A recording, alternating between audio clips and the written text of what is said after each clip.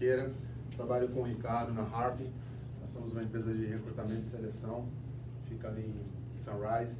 E eu quero agradecer a presença de vocês e também me receber aqui para a gente poder falar sobre parte do nosso business, que é cuidar da qualidade do RH das empresas. O tema da nossa palestra hoje é o porquê do turnover nas empresas. O turnover é aquela taxa de rotatividade dos colaboradores. Você contrata, ele fica um tempo, você perde, tem que contratar de novo, daqui a pouco você perde, tem que contratar de novo. Por que isso acontece? Como minimizar esse problema? E qual a gravidade que isso tem para a organização? E Alberto Chavenato, que é um papa da administração lá no Brasil, ele fala o seguinte: pessoas não são recursos que a organização consome, não é um passivo, não é uma despesa. Muito pelo contrário, as pessoas são o grande diferencial. É o que faz a sua empresa dar certo. Tão importante quanto você abrir um ponto num lugar que tenha mais movimento, comprar um equipamento novo, investir em marketing, é a qualidade da sua mão de obra. São as pessoas que fazem a diferença. Vou trazer um dado aqui que reforça isso. Isso aqui foi uma pesquisa que foi feita no Brasil tem mais ou menos uns 2 anos. Por que as empresas perdem clientes? Obviamente que nos Estados Unidos pode ser que isso mude um pouquinho, mas não é grande coisa não. Falecimento. Você perdeu o teu contato lá na empresa que comprava com você, que você tinha relacionamento, aí o comprador novo passou a comprar de outra pessoa. Mudança de endereço, seu cliente foi para um lugar mais longe, agora ele prefere comprar de um outro fornecedor. Amizade, seu cliente agora descobriu que tem um primo trabalhando no seu concorrente, ele vai comprar do primo agora, não vai comprar de você, não tem nada que você possa fazer sobre isso. Vantagens, descontos, preços, prazos em outras organizações, é coisa do mercado. Agora veja esses 2 últimos aqui, ó. Reclamações não atendidas respondem por 14% da perda de clientes. E indiferença do pessoal que nos atende, 65%. Meus amigos, repare isso aqui, quase 80% das perdas de clientes estão relacionadas aos seus colaboradores, às pessoas que atendem os clientes. Essa semana eu estava conversando com o Ricardo, a gente foi comprar um material para exportar uns produtos que a gente tem lá na empresa, caixa de papelão, plástico, etc. Eu cheguei na loja e falei assim com a moça: vem cá, eu estou precisando de caixa para exportação, queria saber os tamanhos. Ela estava assim, sentada aqui assim, acho que já... Aí eu fui perguntar para ela, tem uma tabela ali com o tamanho das caixas. Tá bom. Fui lá, peguei a tabela, fui perguntar, vem cá, mas a espessura desse papelão é bom? Ah, tá marcado aí qual que é mais grosso, qual que é mais fino. Gente, juro que me deu vontade de ir embora e comprar outro lugar. Só que eu tava com pressa, não tinha tempo, eu tive que engolir esse sapo. Mas isso é muito comum. É muito comum você ter uma pessoa que está no front, lá no balcão. Gente, quando a gente pensa às vezes em RH, o cara que ganha pouco, é só um atendente, ele não é importante para a minha empresa. É porque é ele que lida com o seu cliente. Esse cara é fundamental no seu negócio. Se esse cara está mal-humorado, está mal remunerado, está de saco cheio, se sente desvalorizado, ele vai tratar seu cliente mal. Aí a resposta é aqui, ó, o efeito disso. Você perde cliente e nem sabe. O cliente entrou na sua loja, foi mal atendido, foi embora, e você que é o dono da empresa nem sabe. Você está lá dentro, no escritório, não está vendo isso acontecer. Então, de qualidade na mão de obra, pessoas, é o segredo de qualquer negócio. Aqui só para exemplificar as taxas de turnover mais elevadas e menos elevadas. Por exemplo, aqui no funcionalismo público o turnover é muito baixo. Agora, por exemplo, aqui, terceirização, hotéis, supermercados, varejo, ou seja, quem está lidando com o cliente final geralmente tem uma taxa de turnover muito alta. E isso custa muito caro, eu vou mostrar isso mais para frente. Algumas perguntas que passam na cabeça dos empresários brasileiros ou americanos, tanto faz, quando ele pensa sobre turnover, quando ele pensa sobre rotatividade da mão de obra. Por que o turnover é elevado na minha empresa? Alguns chegam a dizer, o meu segmento tem um turnover muito alto, não tem nada que eu possa fazer sobre isso. Será que não? Qual o custo de uma contratação? Contratar é caro, é barato, não vale a pena. Já que eu vou perder o colaborador, por que eu vou gastar dinheiro com isso? Como achar o profissional ideal? Vou no Indeed? Procuro no Google? Procuro no LinkedIn? Será que essa é a forma mais eficiente? Será que existe uma maneira profissional de fazer isso? Nos Estados Unidos não tem rescisão trabalhista como no Brasil, então é tranquilo demitir as pessoas, não custa caro. Isso é um erro grave que o empresário, principalmente brasileiro, pensa. Gente, o custo de perder colaboradores com frequência é muito maior do que a rescisão trabalhista. No Brasil é pior, porque você, além do teu custo, tem a rescisão trabalhista. Mas perder colaboradores custa caro. E recrutamento é caro, pois eu tenho um turnover elevado. Será que você não tem um turnover elevado exatamente porque você não investe em recrutamento de qualidade? Toshines é mais fresquinho porque vende mais ou vende mais porque é mais fresquinho, né? É o cara que ele pensa que o recrutamento é caro, então eu vou fazer porque vou perder o colaborador. Se você investir, talvez você pare de perder o colaborador. Né? É só você inverter o seu pensamento. E aqui uma sequência, eu costumo dizer que é um ciclo vicioso que os empresários brasileiros atravessam quando chegam aqui nos Estados Unidos. Primeiro que ele não tem relacionamento, ele não conhece ninguém, não conhece as fontes, não sabe onde achar pessoas, não conhece a legislação, não conhece o estilo do colaborador americano. A primeira diferença que a gente que trabalha na área de recursos humanos percebe é que é difícil para o empresário brasileiro entender a diferença gritante que tem entre Brasil e Estados Unidos no sentido de, no Brasil você tem um monte de gente procurando emprego e poucas vagas. Aqui você abre uma vaga e você não consegue muita gente para trabalhar, porque você está quase vivendo um momento de pleno emprego. Quem é bom está empregado e não sai por qualquer dinheiro. Quem está boiando é porque não tem tantas qualificações, não está tão preparado, etc. Então não é fácil encontrar mão de obra de qualidade aqui.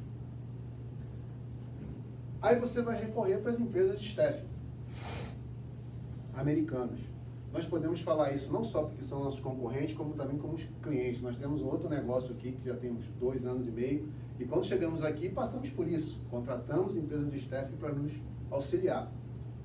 E o processo aqui é um processo diferente do que a gente tem lá no Brasil. Como a oferta de mão de obra não é tão grande, eles têm um processo mais engessado, mais by the book.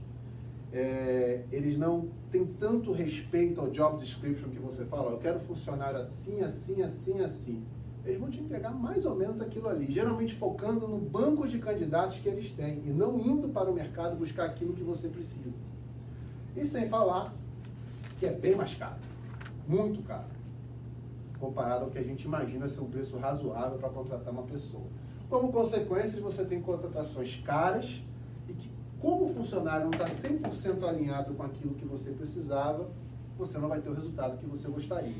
O que vai acontecer? Você vai perder esse colaborador de novo. Você pagou caro e ele não vai durar. Então é 2 vezes mais caro. Aqui eu vou falar por que o turnover significa perda de dinheiro, meus amigos. Primeiro que você tem perda de produtividade. Por que você tem perda de produtividade? Você contratou um colaborador novo, é óbvio que ele não vai produzir do mesmo jeito que um colaborador tarimbado, já experiente, que conhece do seu negócio. Então, você vai perder tempo. Você, dono do negócio, um colaborador seu, treinando essa pessoa, preparando, colocando ele do jeito. Você tem um funcionário aprendendo, tem outro lá parado treinando ele. Então, você tem menos gente atendendo, você tem menos vendas, menos atendimento, menos produção, seja lá qual for o seu negócio. E funcionários novos erram muito mais do que funcionários antigos. Isso aqui é só a parte teórica da perda do dinheiro. Eu criei aqui um modelo hipotético, financeiramente falando, para a gente entender por que você perde dinheiro com turnover também. Aqui eu simulei uma empresa que vende um produto ou serviço X, seja lá qual for, que tem 5 pessoas que vendem. Um que funciona como vendedor e gerente, o vendedor 1, que é o vendedor mais tarimbado, mais antigo, que bate sempre as metas, o vendedor 2, que é aquele que entrega mais ou menos as metas, e o 3 e o 4, que estão sempre deixando alguma coisa, não entrega, não bate, novato, e por aí vai. Digamos, numa situação também hipotética, que a meta de cada um é $20 mil, significa dizer que você, empresário, pretende bater a meta e todo mês vender $100 mil. Estão me acompanhando? Sim. Beleza. Aí que acontece o seguinte, meus amigos. Entra o tal do maldito turnover.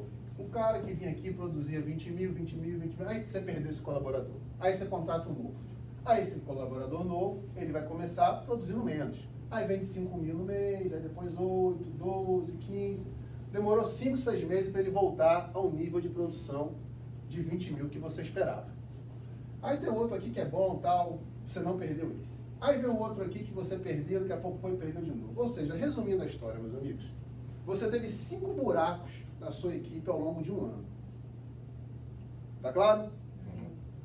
Ou seja, você esperava vender 20 mil para cada colaborador todos os 12 meses do ano. O que aconteceu na prática? Com esses 5 buracos, você esperava vender 100 mil todo mês, ou seja, cada colaborador tinha que vender 240 mil dólares. Mas na realidade, um vendeu 180, o outro vendeu 300, que é o seu vendedor campeão, o outro 133. Resumindo, 881 mil dólares. Meus amigos, você tinha que vender 1.200.000, vendeu 881. Deixou de vender 319 mil dólares. Se a sua margem de lucro, hipoteticamente, é de 30%, deixou de entrar no seu bolso quase 97 mil dólares. Só porque você perdeu um colaborador aqui, outro ali, demitiu um, outro pediu demissão. Quase 96 mil dólares. Meus amigos, quanto custa contratar um colaborador? Quanto custa investir em recrutamento e seleção? Eu lhe garanto que é menos de 96 mil dólares. Sim. Então, contratar é caro ou barato? Investir em contratação profissional é caro ou barato? É um investimento que se paga. Então, o objetivo aqui é mostrar para os senhores, deem atenção à porta de entrada na sua empresa. Não contratem de qualquer jeito. Não economizem na qualidade dos seus colaboradores, porque isso vai custar muito mais caro. Seja qual for o seu segmento. Dá-se muita atenção ao custo de se realizar algo e nenhuma atenção ao custo de não realizar. Philip Kotler falou isso. Às vezes, deixar de gastar o dinheiro em algo vai te custar muito mais caro lá na frente, que foi exatamente esse quadro que eu mostrei para vocês. Principais motivos do turnover. Primeiro, comportamento inadequado da liderança. Quando eu digo primeiro aqui, não que vá do mais importante para o menos importante. São diversos motivos. Aqui não tem um grau de importância em cada um deles, não. Desequilíbrio entre vida pessoal e profissional. Uma função que você está desempenhando, você colaborador, que não era aquilo que estava combinado na hora de ter sido contratado. Desvalorização, falta de feedback, falta de autonomia, falta de habilidade do colaborador contratado, estabilidade na empresa, pouca chance de crescimento e baixa remuneração. Essas são as principais. Meus amigos, muitas aqui estão relacionadas ao líder, ao papel que ele desempenha com os colaboradores. Então, é uma coisa que você, empresário, tem que tratar. Mas essas 4 que eu coloquei aqui em vermelho, eu vou repetir. Desequilíbrio entre vida pessoal e profissional. Uma função que você está desempenhando, o colaborador, que não corresponde ao que você esperava. Falta de habilidade desse novo colaborador. E baixa remuneração. Vocês concordam comigo que todas essas vermelhas, essas 4, poderiam ter sido detectadas no processo seletivo? Você já contratava sem correr esse risco. Se isso aconteceu, é porque você errou na hora de contratar. Então você pode perder gente porque não prestou atenção na porta de entrada dos seus colaboradores. Está aqui, ó. 4 dos 10 maiores motivos estão aqui. Se os outros dependem do seu estilo como líder, se você corrigir o seu estilo como líder e cuidar do processo seletivo, o seu turnover automaticamente vai diminuir. Outros prejuízos causados pelo turnover. A Harvard Business Review aponta que 80% da rotatividade de funcionários é devida a erros de contratação. Ela já tem um dado até mais alarmante do que esse outro que eu mostrei. 80% da perda de pessoas decorre de uma contratação inadequada. Porque aí vai também perfil, estilo e por aí vai, que é a parte psicológica da coisa, não só o que está no currículo. E também tem outros custos tão ruins quanto esse, que é o custo de desmotivação da equipe. Se você trabalhar numa empresa, você acabou de chegar na empresa, aí o seu colega foi demitido, aí tem outro que está reclamando, aí tem outro que foi demitido semana que vem, outro fala, ih rapaz, vou embora daqui, tem uma oportunidade melhor na empresa. Você vai ficar motivado, você vai ficar animado, achando que você vai durar naquela empresa? Não vai. Então o colaborador acaba indo embora quando o clima na empresa está ruim, quando tem uma rotatividade muito alta. Como achar um profissional ideal? Aí entra outra coisa que vai além do resumido, vai além da entrevista, que é buscar as características intangíveis, que é o que faz uma pessoa dar certo ou não. Capacidade de trabalhar em equipe, perfil de liderança, relacionamento, resiliência. Eu vou contar uma coisa para vocês, talvez vocês nunca tenham ouvido falar nisso, mas durante um processo seletivo, durante uma entrevista, as pessoas mentem. Vocês nunca ouviram falar nisso, né? Gente, aumenta só, aumenta. Aumenta um pouquinho. Né? Omite também, né? Mentira não omite. A gente é verdade. realmente... Então, meus amigos, se você não tiver um trabalho profissional que invista no perfil psicológico, psicotécnico, você não vai detectar esse tipo de coisa. O currículo não diz se o cara sabe lidar com pessoas.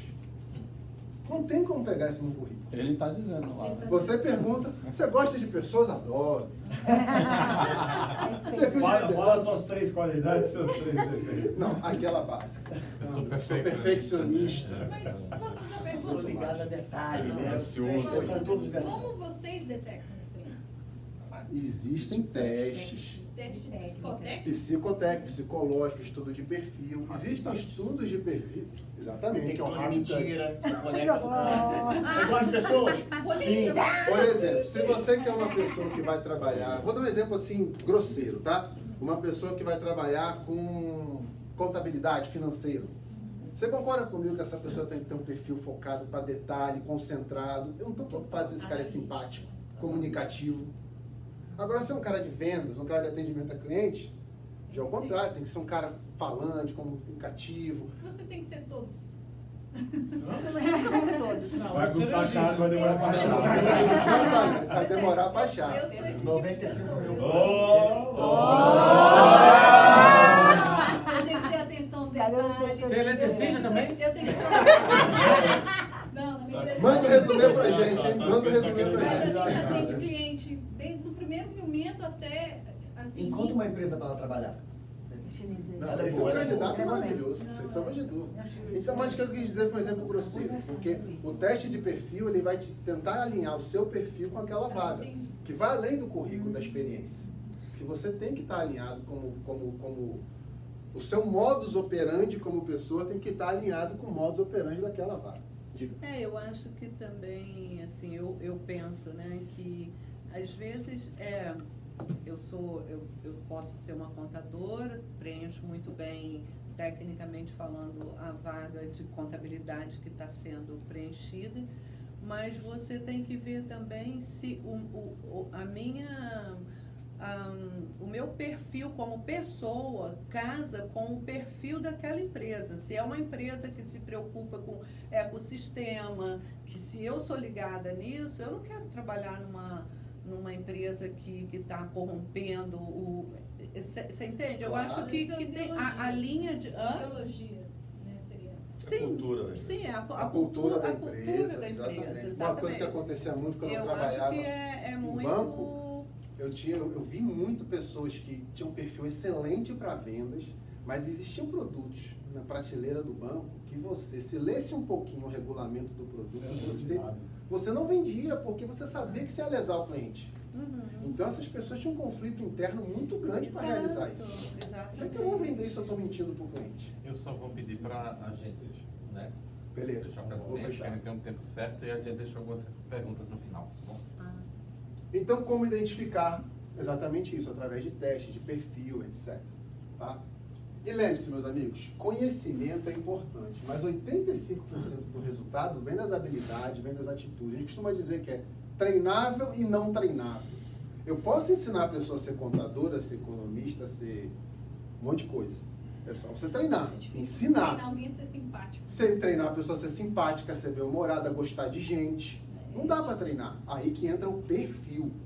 Perfil certo na posição certa. Isso você não pega numa entrevista, não pega no Indeed, não pega no LinkedIn, entendeu? Lembrando aí, desculpe, mas lembrando que a gente está falando de pessoas. Então não existe, a gente está falando de robôs, né? Então a gente está falando de pessoas. A gente vai ter, obviamente, situações de pessoas que se enquadram, mas são mais recomendadas para aquela determinada posição, outras que são menos recomendadas para aquela posição, mas que o teste, ou a aplicação, na verdade não é um teste só, são vários testes, ele procura aproximar aquele perfil ao que aquela função, ao que se espera daquela posição, daquela função. Mas é uma coisa importante que foi falado aqui, é muito importante conhecer a cultura da empresa, coisa que nenhuma empresa americana faz, porque é tudo robotizado, essa que é a verdade, me desculpe, mas é verdade. Entender como é a cultura da empresa, como é a cultura dos tomadores de decisão daquela empresa, como é que eles decidem sobre a contratação e qual é o desempenho que se espera das pessoas que trabalham com eles, entendeu? E isso faz muita diferença na hora de acertar na pessoa certa, sob medida. Eu acho que isso é o meu tempo. O grande diferencial, a principal vantagem competitiva das empresas decorre das pessoas que nela trabalham. Concordam com isso, meus amigos? Ficou claro? Era isso que eu queria deixar de mensagem. O ativo mais importante que você tem na sua empresa é a sua equipe. E para que você tenha uma equipe de valor, você tem que dedicar tempo, atenção, investimento na hora de formar essa equipe. Muito obrigado, boa noite. A gente pode falar um pouquinho, conversar um pouco sobre esse assunto? Ou o tempo Pergunta dela aí. Tem pergunta. Tem? Tem. Não, na verdade, o que eu queria só comentar, e acho que talvez trazer um tema que me parece importante para alguns empreendedores que eu venho acompanhando aqui, assim, né? Que é a questão de delegar, né? Ou seja, o empreendedor acaba tendo um gargalo de si mesmo, de não conseguir muito delegar, confiar nas pessoas, nos colaboradores, para tomar a decisão, treinar essa pessoa o suficiente para ser líder, para tomar decisões na frente dela. E justamente acaba não crescendo por conta disso, né? Centralizado. Fica muito centralizado. Eu não sei se é o caso de vocês conhecem pessoas assim, mas se você já ouviu esses casos, Isso mas se você tem alguma coisa para falar sobre isso... Vou tentar ser rápido, viu, chefe? Vou tentar ser rápido. Isso é super comum. Isso decorre de duas coisas que nós falamos aqui. Primeiro, qualidade da tua mão de obra. Se a sua mão de obra é ruim, você não confia, você não delega, porque ele não está preparado para isso. Eu tinha um chefe que ele costumava dizer assim, obviamente que isso é uma coisa muito teórica, muito hipotética, mas ele dizia, eu sempre tento contratar uma pessoa com 1 ou 2 níveis de potencial de crescimento acima da posição que eu estou contratando ele agora. Isso na teoria é muito fácil falar, mas na prática é difícil de fazer. Mas é possível, se você pensar direitinho, avaliar, porque você tem que contratar pessoas que possam crescer, que possam assumir novas responsabilidades. Nem todo mundo pode crescer, nem todo mundo vira gerente. Quando você tem uma equipe de 10 colaboradores, 1 ou 2 vão chegar no nível que você quer. Mas você tem que pensar nisso desde cedo. Então, primeiro é a qualidade da mão de obra. Outra coisa é nível de autonomia, eu falei aqui também. Isso é um veneno, porque quando você tem um colaborador que é criativo, que quer dar ideias, que quer crescer, e você corta uma primeira vez, corta uma segunda vez, ele para de dar ideia. Ele fica desmotivado. Eu já entrevistei diversas pessoas que falam que você está saindo dessa empresa por quê? Porque não tem mais a acrescentar, não estou aprendendo nada, eles não deixam me desenvolver. Então, é uma via de mão dupla. É bom para você, empresário, para você poder ficar solto e fazer outras coisas. E é bom que o teu colaborador se sente valorizado ao ter autonomia para tomar decisões. Mas é óbvio, ele tem que ter condições de crescer, ele tem que estar preparado para tomar decisões. Às vezes você pode ter um prejuízo aqui, um prejuízo ali, porque ele errou, mas às vezes é errando que se aprende. E isso é um processo gradual, né? Mas é fundamental que isso aconteça, senão você não cresce e a sua equipe não se motiva, porque ela não é desafiada nunca. Mas também gera uma questão do líder, né, do empresário, que, como ele é humano, é a questão do medo dele, do que o colaborador vem ocupar. Então, ele já vê o colaborador como uma ameaça para ele, muitas vezes, nos casos de certas empresas. Sim. Mas tem um pouco. Então, assim, da mesma forma que os colaboradores são motivados de uma forma para poder todo mundo crescer, e o líder também ele tem que ter esse perfil justamente para ter um engajamento, porque senão ele se sente ameaçado e dependendo de como ele a característica dele, o perfil dele, ele não sabe lidar com essa situação. Se ele se sente ameaçado, ele está com o perfil errado e ele contratou errado. O cara que eu contrato, ele é meu amigo, ele é meu parceiro. Se eu não confio nele, ele não tinha que estar na minha equipe. Eu tenho que confiar nesse cara. E uma coisa que também eu tive outro chefe que ensinou. Eu só subo se eu conseguir colocar alguém embaixo de mim. Sim. Se eu não conseguir botar alguém embaixo de mim, eu não subo. Eu não tenho como subir. Isso é uma linha muito fina, né? Aconteceu comigo pouquíssimo tempo atrás, que eu treinei tão bem um funcionário meu, dei tantas oportunidades para ele. Assim, eu não me arrependo de nada que eu faço, mas eu fiz o meu melhor, né? E como eu sempre faço, independente de ser meu funcionário ou um amigo, eu sempre faço o melhor para as pessoas e relacionar meu trabalho também. Eu fiz dele um profissional tão bom, modéstia à parte falando, que ele tomou o meu contratista, né? Eu peguei um projeto que eu fazia tinha que fazer 6 apartamentos no mesmo prédio, um projeto de $100 mil cada um.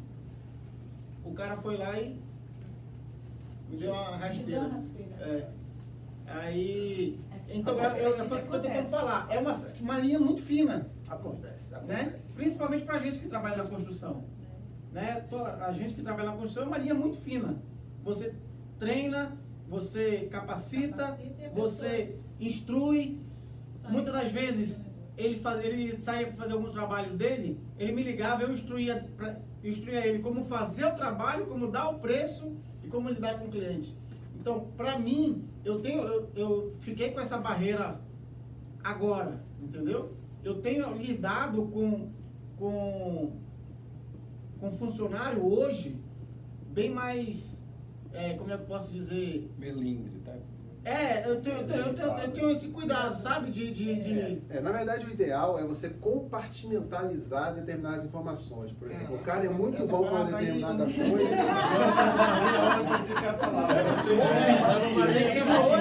Tem que ser uma outra palestra só pra essa palavra. Olha lá, gente, olha lá, só vou.